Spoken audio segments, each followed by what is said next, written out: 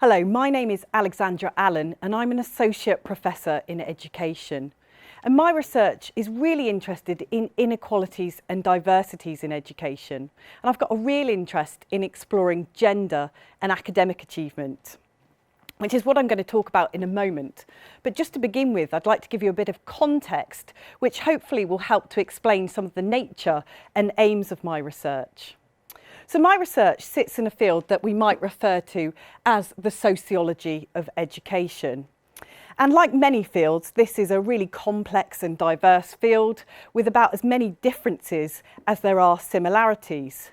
But in a very basic sense, we might say that the sociology of education is really interested in the social processes of schooling or wider educational organisations and institutions. And to use the words of another sociologist of education, somebody called Professor Michael Apple, he would say that the critical sociologist is really interested in bearing witness to negativity. And what he means by this is that critical sociologists of education really use their research to illuminate the ways in which educational institutions, policies and practices are connected to relations of exploitation and domination. Sounds a bit depressing, doesn't it, really? And it can be heavy going, but there are some positives as well. Because as Michael Apple also says, what this research should also be doing is looking for contradictions and possible spaces of action and social change. So that's just a bit about the context. But what I want to do is start by taking you back in time to think a little about your own experiences in education. And during your schooling career, you may well have been subject to something like this, the school photograph. And as you can see, I've just given you a snippet from one of my own school photographs on the screen here. And this was taken in the really early years of my primary education in the UK. And I've got another similar image here, this one most likely taken by my parents at my university graduation. And I think it's relatively straightforward to say that school photos have a long history in education, don't they? They invoke really powerful images of what it's like to be a pupil in school today, or indeed historically. And many scholars say that we view school photographs in very particular ways. We're positioned as if we're viewing them as proud parents, really looking down on these pupils, looking at their achievements, admiring them, and thinking about them full of impending promise. But I don't think everybody views their school photographs in quite that way, do they? If you're anything like me, then you will look back at your school photo and you'll find it hard to see anything other than the kind of dodgy haircut that you had at the time or the kind of food stain smudged on your school uniform. And I think those sorts of aspects work as tiny clues or reminders for us that this isn't quite such a smooth picture of success. And perhaps when you look back on your school photographs, on your images, you also feel acutely aware of the complexities that lie behind them. Perhaps, for example, you weren't easily recognised as an achiever at school, or it wasn't something that you felt came to you naturally. Or maybe you did achieve at school, but when you look at this image or look at your own images, you think, well, actually, that doesn't capture all of the hard work I put in to achieve where I got to right now. But I don't think it's just the school photographs that portray education in this kind of static and fixed way, or as a kind of smooth picture of success.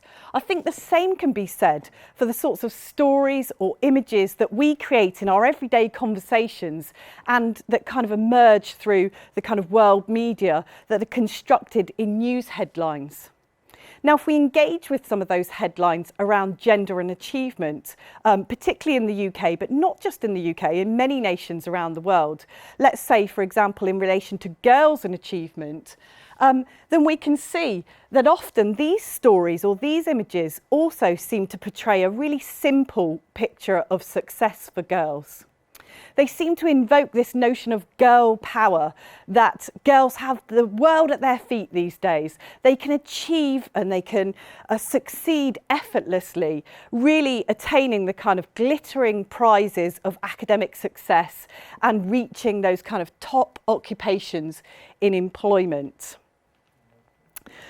But is it that smooth a picture? Is it really that simple? And I guess that's what my research wants to explore.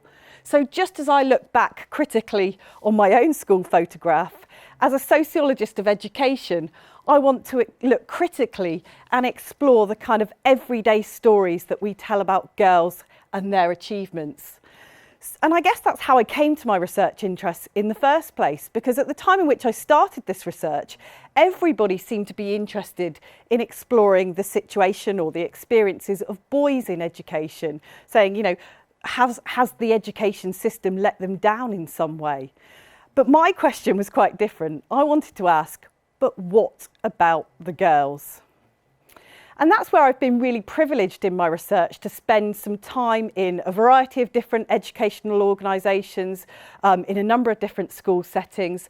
I've been observing girls, I've been talking to girls about their experiences of how they manage academic achievement, but also negotiate their developing sense of themselves in terms of gender.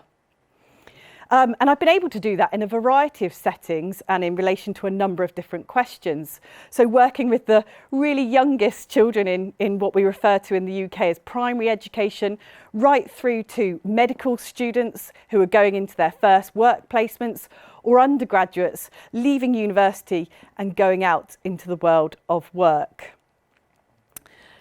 And what I've been interested in exploring, as I say, is their negotiation of gender and achievement. And one of the stories that I often tell in relation to my research is this story from one research project where a group of girls referred to themselves as the rebel girls.